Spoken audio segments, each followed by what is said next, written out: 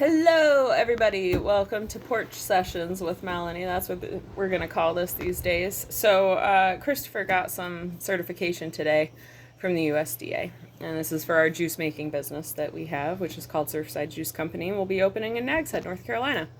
And during this process, he inquired about us having a couple of other items for sale, and if we could sell those things, and if she had to watch the process of how they were made, or if it was just the juice that she had to watch, and all of these things.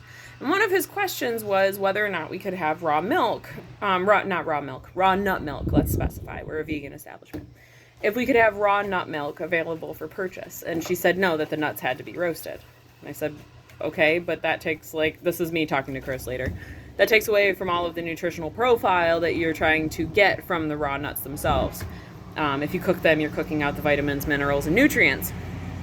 And he was like, yeah, well, it's not what I said, it's what she said. And so I'm venting and ranting.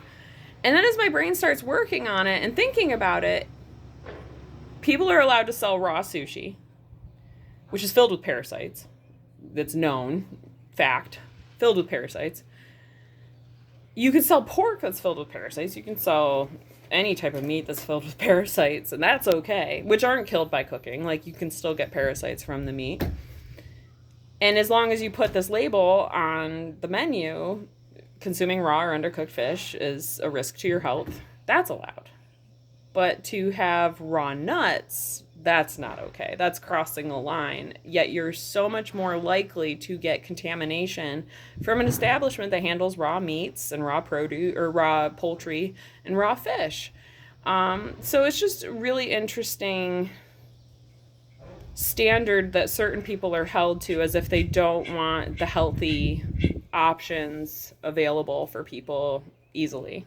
And the fact that to be government regulated in the first place when they themselves don't have their shit together. Not saying that one inspector doesn't have her shit together, but the government in itself doesn't have its shit together because they still say it's okay that 10% of your diet is processed sugar.